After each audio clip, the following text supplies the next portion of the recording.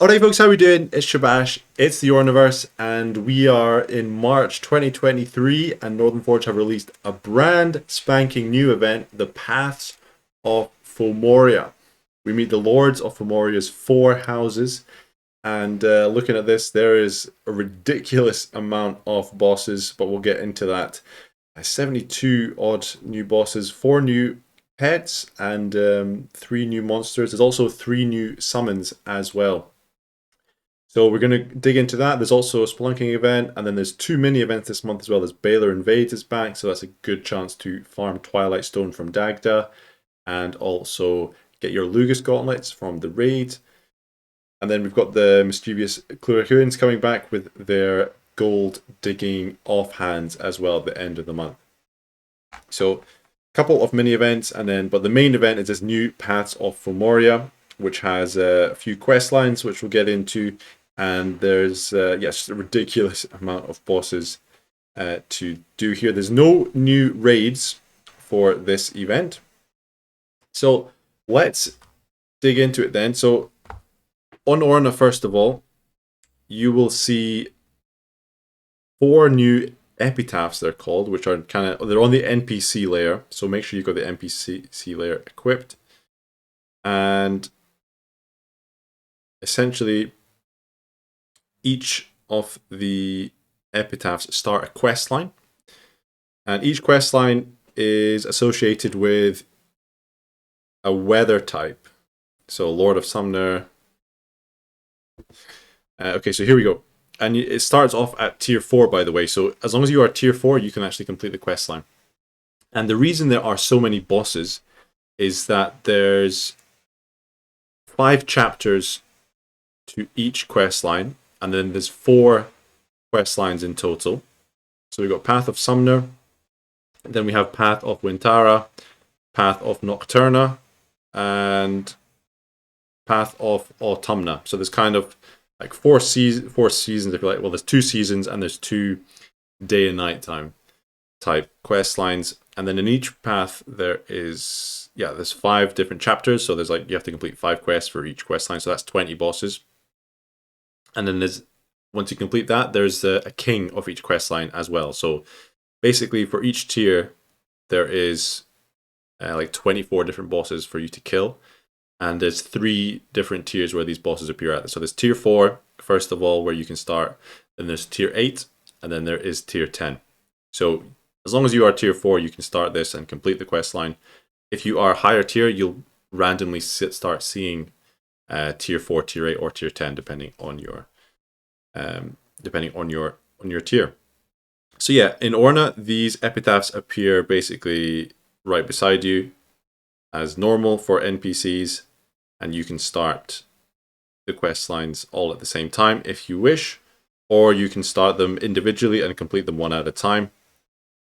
And we'll come into that in a minute. Myself, I'm just going to start all of them at the same time.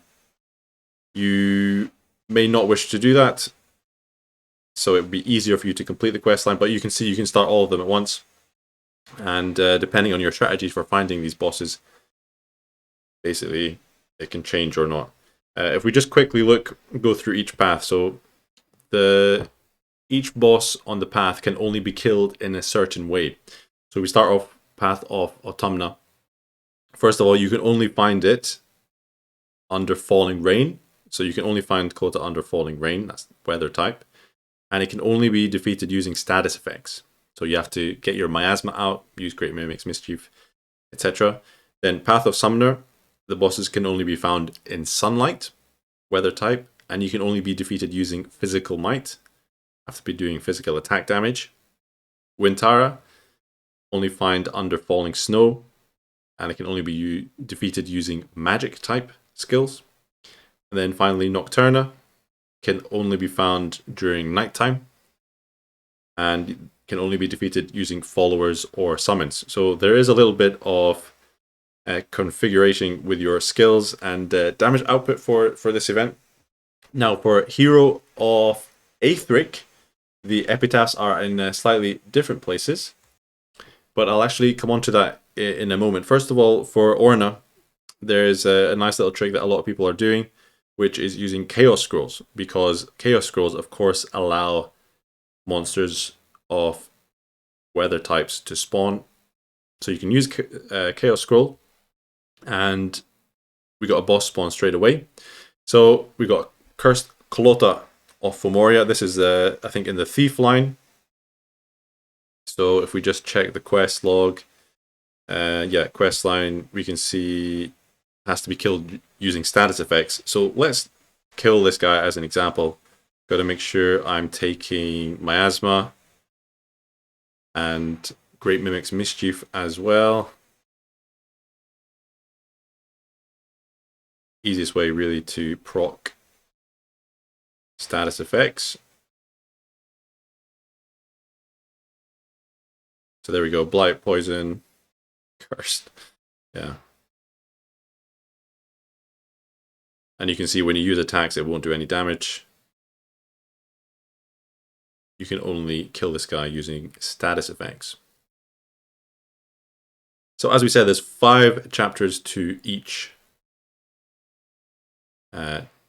quest line, and we'll do my best to complete all of that. So once you've done that, once you kill the boss, you actually have to manually go and complete the quest, which is a bit awkward. So just find the one that is grayed out a little bit. And then you actually have to click on the epitaph again. So if you have bosses spawn, that's a little bit awkward. And you need to find the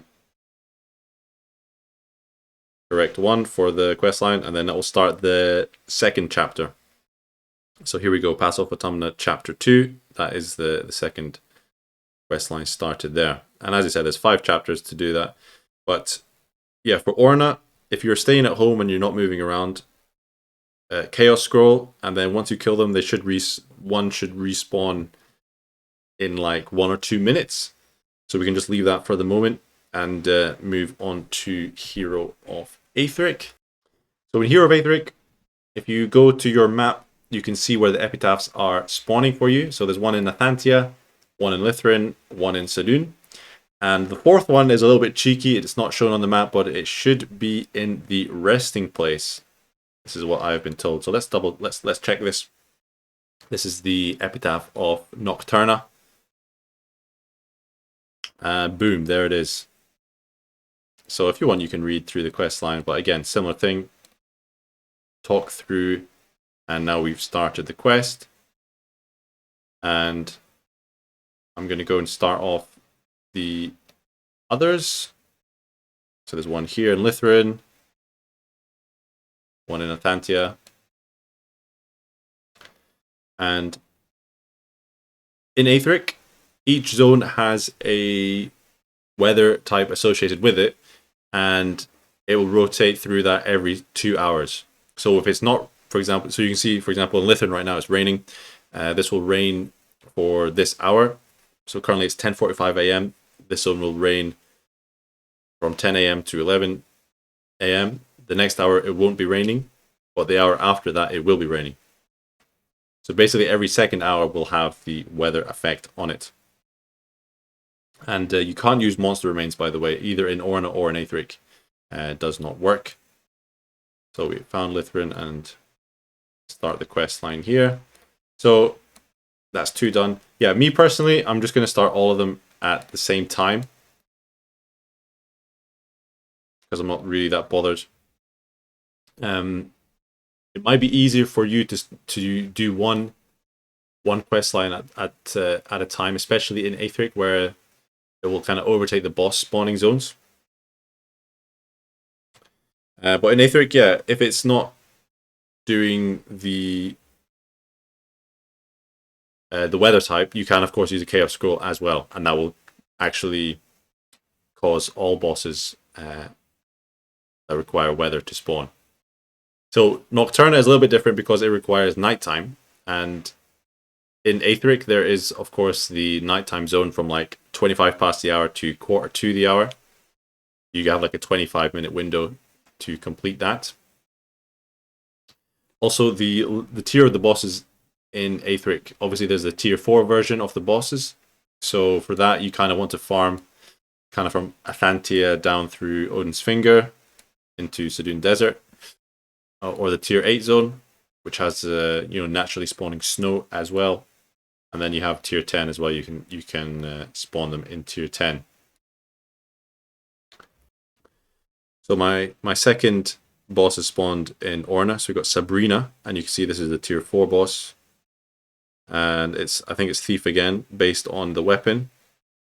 So yeah, we got Sabrina. So not when you start getting to like chapter 2, chapter 3, chapter 4, it still can spawn the earlier bosses. So it might take quite a few kills for you to actually find the correct boss to kill. It does specify which boss is asking you to kill, and there's essentially one boss per chapter per quest line, so 20 bosses in total. But that is us completed the second chapter for the Autumna questline, and now this kind of awkward position where you have to find the correct epitaph again. That's the wrong one. There we go. So chapter 3 started, and yeah, it's kind of just random which boss will spawn if you're using Chaos Scrolls at home. But that is what we have to do if you're not moving around. If you're moving around, you can... I still recommend using a Chaos Scroll. So you see we got Clota again. And yeah, in Orna, you will actually have to wait until nighttime for the Nocturna class bosses to spawn, and obviously for the daytime one, you will have to do that during the day. The two weather dependent can be done at any time using a Chaos Scroll. If you don't have Chaos Scroll, I recommend just trying to farm one from the arena or doing Feyeti world raids, because otherwise you would literally have to walk or travel to other areas to find where there is weather. You need to find snow and rain. Of course, there is a weather cycle in Orna, but it can be quite a few hours between the weathers. So you see there, we got Clota again, which we've already killed, so it doesn't actually move the quest line forward.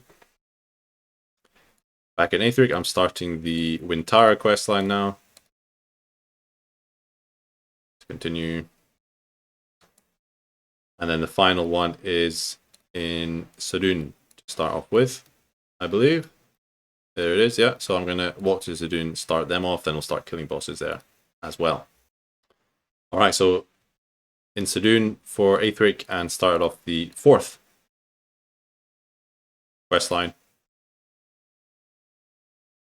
So we got all 4 paths of Fomoria started now, and now we can basically start killing, cycling bosses to kill. So, for example, we've got sunny weather here in Sudun right now. That means we can find the Path of Summoner bosses, so we can find Eostra in the sunlight.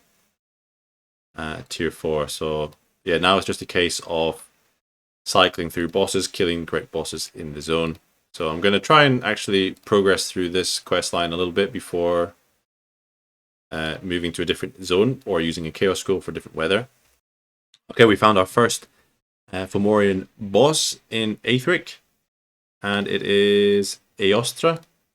Now remember, if you have to do certain types of damage to the bosses, so if you forget, you can actually just check what sprite matches up. So, and every time every new chapter when it's a new boss, the sprite will change here. So you can just check exactly to make sure which is the correct one. And yeah, Eostra can only be defeated using physical might. So I will need to basically use the attack button here. Or okay, or not. Double edge. There we go. I don't know if it's because I have staffs or something and just not high enough attack, but got to use physical attack skills basically. Apparently, magic strikes works actually. If you are a mage, you can use magic strikes. So there we go. That is the first chapter completed on Path of Summoner. And unfortunately, now you have to go back to Sudun and restart chapter 2, so I have to walk all the way back. Speak to the NPC and start chapter 2 now. Okay, so starting the second chapter. Now you got to find Govinue. And actually I had to kill like 10 or 12 bosses to find that.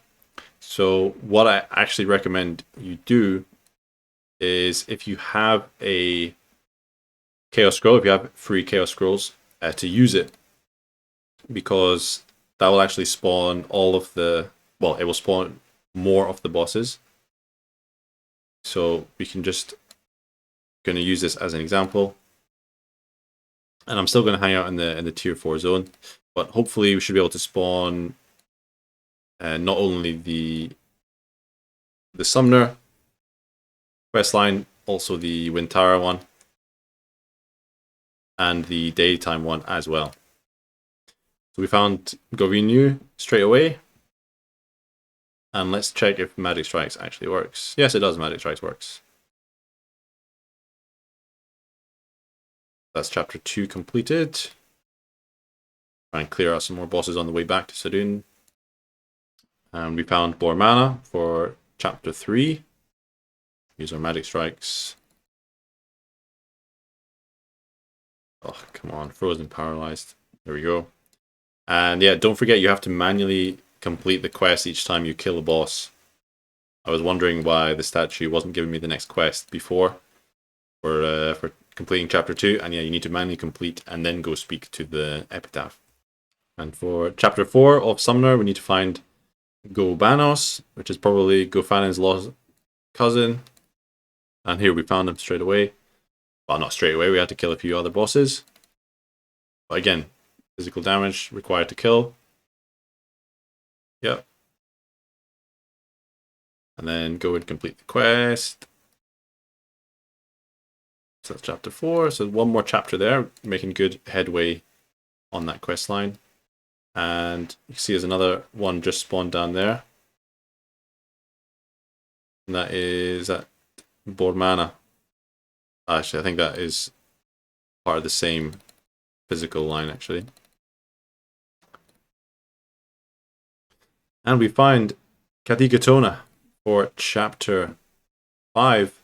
Just be aware, if you are using Chaos Scrolls, that the bosses can be berserk, so depending on your tier level relative to the zone you're farming, you may run into a little bit of difficulty, but hopefully you can push through.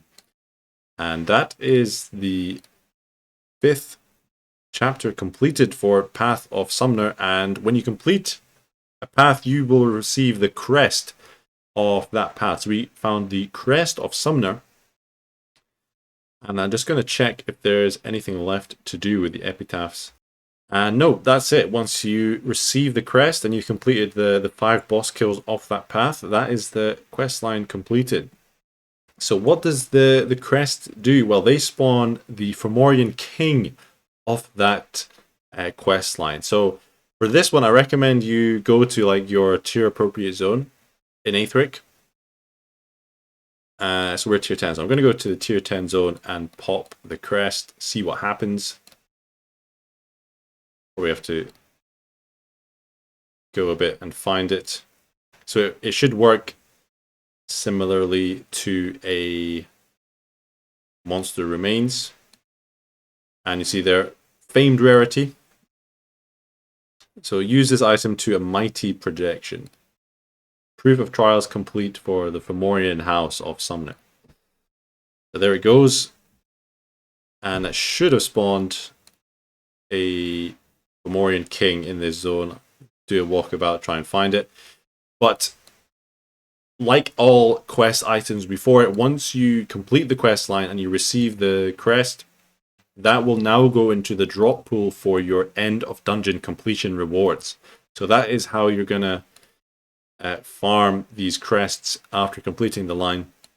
Of course, doing more dungeons. And it's famed rarity, so it should be a little bit more common than your Unfelled Concords, Band of Gods, those type of quest rewards, for example. So it should hopefully get a few more easily to farm. And here we go, Arisen, Cursed King, Fomor, Summoner. Bit of a mouthful. tier 10 version of the boss. Can God Forge that yellow aura in the background. So I'm not sure if we'll have to kill it in the same way. I guess we're gonna find out. So Magic Strikes works, and I guess the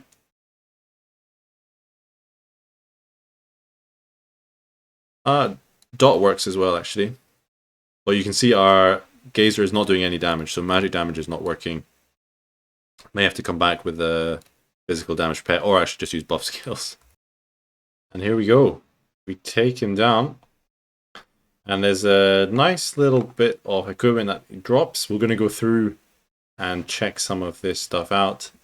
Risen Curse Fomor's Crown, Blade Boots, and Crested Shield there. So each of the 4 lines, the Fomorian houses, they have gear kind of associated with either Warrior, Mage, Thief, or Follower / Summoner. So, or Valhallan / Summoner. So, if you are thinking about like focusing on only one line and you're focusing on getting the crest, remember that for these items to drop at the end of dungeons, just because you complete one Fomorian house line and ignore the rest, that doesn't mean that your one focus line is going to drop more crests from dungeons than normal. That's not how end of dungeon rewards work. Basically, when you complete the dungeon and it will roll for a quest item, and then it will check if you've completed that quest or not. And then it will, if you have completed the quest, it will drop for you. If you haven't completed the quest, it will not drop for you. Completing less quests to force other quest items to drop from end of dungeons doesn't work. So there's probably not that much point in focusing only on one line, unless you are farming, like world boss farming in Aethric, and you want less bosses to spawn, because when you do complete all the lines, there will be more bosses spawning in the zones. That's really the only reason I could think of that you wouldn't complete each quest line. So there you have it. You can farm, in the tier 4, tier 8, tier 10 zones. And to be honest, actually, a bit surprised in Aethric, the Chaos Scroll, we still only spawned the sun quest line mob. So I don't know if maybe you do actually have to be in a zone where it has to be rain or snow, for example. I'm not 100% sure. And in Orna, maybe you want to save the crests to use with friends or kingdom mates as like a world party boss, because you'll just get more chances to get the gear that way, right? And yeah, basically for each of the 3 tiers, tier 4, tier 8, tier 10, you have 4 houses, each with 5 chapter bosses. So that's 20 bosses, plus you get the 4 kings. So 24 bosses per tier, so 72 new bosses in total. So let's look at some of the gear, see what's available. Just gone in the playorna.com codex, typed in Fomor to filter out. And okay, the Cursed Crown seems interesting. Grants a number of passive abilities known to be utilized by the Fomorian houses. I'm not 100% sure exactly what that does. You know, if they were referring to the passives, that for example, some of the bosses, they only take dot damage, so they're more resistant to other types of damage. I don't know if it's like that. Oh, that's really annoying how it doesn't keep the filter. So yeah, just keep your eye out on like Discord and things for people explaining exactly how those passives work. I'm not 100% sure right now. And you kind of have to filter by color. Yeah, there's nothing really saying exactly how that works. It's a little bit awkward. The plated robe. Yeah, it doesn't specify how it works, which is a bit annoying. Okay, in that case, we can check out the shields at least, because the shields are interesting. And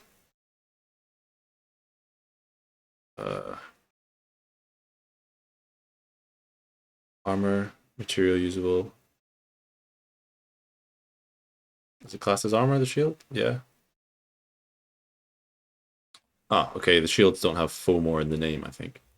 Here we go, crested shield. So this is what we're looking for. So, each of the houses. Thief offhand. So the defense resistance here for Thief is actually extremely high, and you get ward with it. So this is probably going to replace like Arisen Woven Shields for high stat builds. So it's really interesting there. Even this Valhallan Summoner defense resistance is pretty high. And then you get into the Warrior where it's focused on defense, less on resistance, and the opposite for mages. Yeah, I'm not sure exactly. It might be worth waiting a little bit to find out exactly what the gear does. If there's some good stuff, if there's really some nice stuff to be had. That Cursed Autumnal Shield is the best thing I've found so far. So I guess this was more video checking out the quest line, how to go through the quest line through the houses and stuff. And yeah, keep your eye out for people finding exactly what the equipment does in the next few days. Again, remember there's no new Path of Fomoria Kingdom Raid for this event. It's just the bosses. You can pick up new followers and new summons from arcanists. Remember that. You got Baylor Invades and the Clericuans coming on the back end of the month. So yeah, stay tuned. Thanks very much for watching. Hope this was useful. If you have any questions, drop a comment or check out the Orna Legends Discord. Loads of people there can help you out with the questline. Any questions you have. And big thanks to the Arisen Orna Legends for supporting me on Patreon and Twitch. Link in the description if you want to get involved there. Get a visit to the Arisen Orna Legends Discord section. Otherwise, I'm Shabash, and we'll see you in the next video. Ciao.